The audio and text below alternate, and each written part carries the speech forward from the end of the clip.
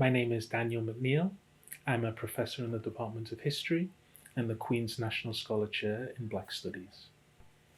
I was wondering if you could tell me about the Black Studies podcast that you are producing and co-hosting.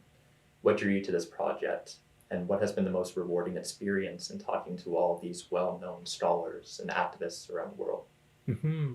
It's a great question. I've been an active user of podcasts for many years, maybe 18, 20 years, and they brought me great joy and comfort, whether that's digging into the archive of a particular podcast or just knowing that on every Monday, every Thursday, my regular podcast will arrive, right? Be able to download. And I've offered students the opportunity to develop podcasts as part of the courses that we've developed, as well as or in place of traditional academic essays. But it wasn't until I was a public humanities faculty fellow at the University of Toronto that I thought about maybe doing a podcast. And that was because the public humanities faculty fellowship was an opportunity to think about how do we take academic research out of seminar rooms and university presses and bring it into the public for debate and discussion. And we had workshops with academics who were using social media in really interesting ways, Facebook and what was then called Twitter. And we also had some workshops on what it was like to develop podcasts. So that was a big inspiration. And I think the actual format of the Black Studies podcast, like we bring together activists, artists, writers, musicians in conversation, that was really informed by my teaching and research as well. So I think around 2020, when I was thinking about developing the podcast, I was just wrapping up my book, Thinking While Black, which places two writers in conversation, right? One writer coming from the US and one from the UK. So the format of the Black Studies podcast was always, how can we bring together thinkers across time and space in a conversational format? And so the book was really important. I developed a course called Black Atlantic Exchanges that was really inspirational as well. The students really pushed me to think about what it is to bring thinkers in dialogue, right? And what we learn from the conversational format. Maybe one of the ways to think about the podcast was often students are most inspired by the Q&A rather than the lecture. So the podcast is, let's get straight to the Q&A, skip the lecture, and that's been really inspiring. In terms of what I take from it, it's amazing, like you said, to be in conversation with people around the world. But I've also been really grateful to work with students and think about intergenerational communication. So the producers on the podcast are undergraduate and graduate students, the co-hosts are students as well. And we have, a really fulfilling time thinking about what does it mean to take seriously Black intellectual production, but what does it mean to translate that across generational cohorts? So that's really important for the podcast too. So we were all just talking about your book, actually, Thinking While Black. I was wondering if you have drawn any parallels or comparisons between past and current global movements to challenge anti-Black racism. Mm-hmm. Thinking While Black is a book about the redemptive power of culture. It's about young soul rebels who grew up in the 1960s and 70s, people who maybe saw Bob Marley in concert, right, and still have the concert ticket. People who were inspired by independent cinema of the 70s. And they believed that culture was serious, culture was important, but that it couldn't be taken too seriously or too literally, right? So they didn't want it to be strained seriousness. It was always serious and playful, serious and lively, committed to how can we be educational without being didactic, without being dogmatic. And so the book tells the story of these people who were young black teenagers in the 60s and 70s, sought to transform the world in kind of multiracial settings, in independent media. Look at independent black newspapers like the City Sun in New York, City Limits in the UK, and think about how young people got together, often outside of conventional politics, and sought to change things. There's a great story in the book about a student newspaper called the Daily Collegian in Detroit, and how young people felt that rather than it being a paper narrowly focused on student affairs, how could they transform it? So they changed the name from the Daily Collegian to the South End to communicate the affinity and solidarity with black people in the South End of Detroit. And the book is really about that belief that things could change through thinking deeply, through taking seriously independent media, but also addressing, to put it a little bit glibly, what happens to radicals who don't die before they get old. One of the goals of the book was to think about structures of feeling, right? So it's a really interesting concept, thinking about those delicate, intangible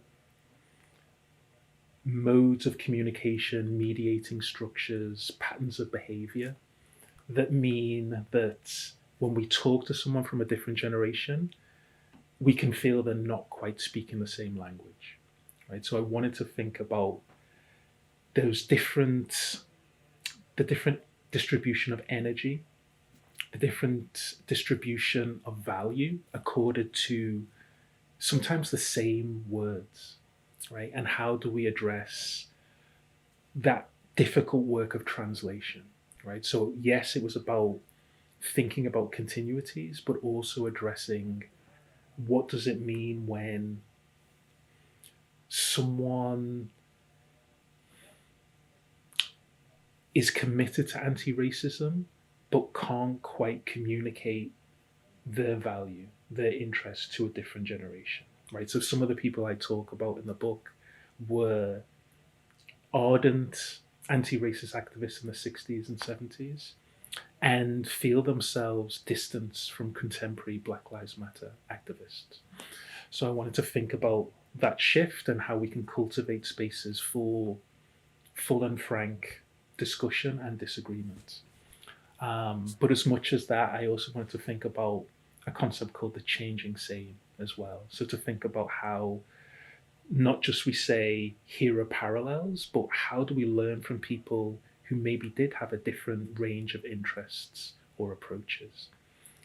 So a changing same helps us to think about the idea that we're addressing a tradition, so people are in dialogue with people from the past, but that tradition is always in movement. It's ceaselessly in movement, as one of the people that I talk about, Paul Gilroy, addresses. It's never static, right? It can't be domesticated in that way. And so I wanted to think about that changing same to address how people address Black culture, Black liberation across time and across space. Thinking about how it's never, not only is it never static, but it's always adapted to local and contemporary needs, right? And I think that was really important for the book, that people were restlessly, insistently trying to be in dialogue with previous generations, but never in a purely reverential way, right? So there's parallels, but it's not simply reverential domestication of what people have said, but how can we communicate it imaginatively, creatively for local and contemporary needs?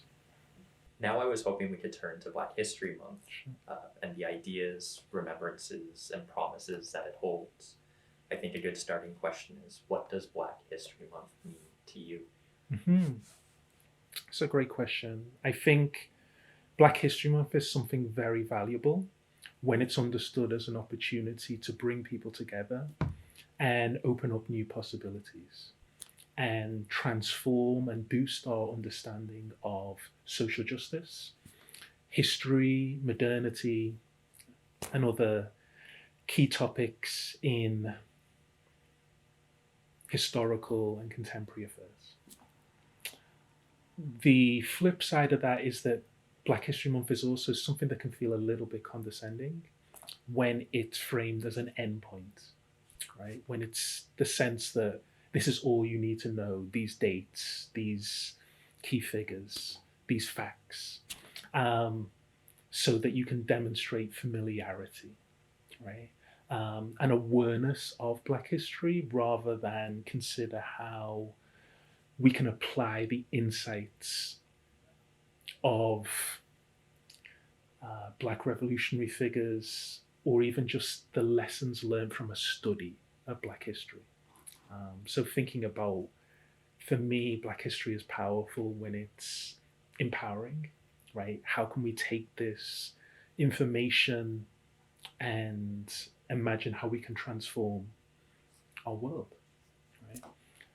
How can we learn from people who had a healthy skepticism, right?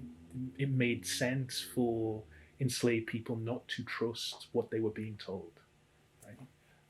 That where there were slaveholders who were limiting their education, but also telling them things that were blatantly untrue. And if we are to understand our contemporary moment where there's so much cultural production of ignorance, disinformation, Black History Month is key for addressing what tools and resources we have from individuals, communities that struggled to understand and value education, right? Understand and value education not just in the formal realm, but in extra institutional dimensions too, right? So, how do we take seriously folk songs, things that are often seen as less than, and understand and value them as precious resources for fully human lives? We unfortunately still see Black History Month being targeted in many different forms, especially on social media and recently in educational institutions around the globe. What do we as historians, as students, as people gain intellectually and morally by observing and studying Black History Month, and what promises does it hold in post-secondary institutions? Mm-hmm. Mm-hmm. There's a lot there in that question, right? So, one thing that it makes me think of is the famous quote by Bertrand Russell, right? That people are born ignorant, not stupid. They are made stupid by education, right? And I think that quote bears repetition because the founder of Black History Month, Carter G. Woodson, the founder of Black History Month, or what was then Negro History Week, was the author of a book called The Miseducation of the Negro in 1926. So for me, it's important that Black History Month is often an opportunity for people to talk about education policy, to talk about what's in school textbooks. There's that understandable desire for parents to say, I wasn't taught this, right? Or my kids aren't being taught these important lessons about Black humanity, Black struggle, etc. But another vital aspect, I think, to Black History Month is that a serious engagement with Black History Month means that we can't reduce it to content and content delivery, right? It's also about Learning about Black history is learning about the critical role of Black thinkers, leaders and activists who refused to passively accept what they were told. They were always active learners. They were always thinking about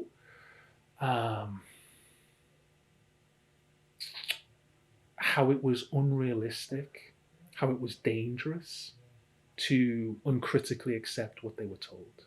Right. So I think of Frederick Douglass's narrative, right, where he's always aware of the power of education, but also the ways in which slaveholders sought to keep people in a position of ignorance. People who knew that slaveholders manipulated truth, right? They wanted to try and claim that slavery was good and noble. So one of the ways of addressing Black History Month is to think about the insistent, the restless desire to uncover what is often hidden, right? To address that cultural production of ignorance and to have a maybe healthy skepticism towards what people are being told, so that Black History Month is not so much here's an opportunity to tell people what they should know, but here's an invitation to address how do we learn together. I take a lot of value, inspiration from Richard Eiton's In Search of the Black Fantastic. And I think that really speaks to the importance of addressing why people who have historically been demonized and excluded by the state long for or demand recognition from that state. And that's obviously an important feature of Black History Month, recognition, right? Seeing oneself. But equally, what I like about that book is also the reminder that taking seriously Black history, learning, engaging with Black thinkers, it also provides us with tools to realize the limits of that recognition as well, and to address how we think creatively, imaginatively, not so much to say, here's how we're recognized, here's how we're seen, but also to think about the importance of saying that our goal is not necessarily to be seen, recognized, but to challenge misrecognition, right? To challenge the blatant untruths, condescending approaches that fail to recognize people's full humanity, the complexity, the contradictions, the capaciousness.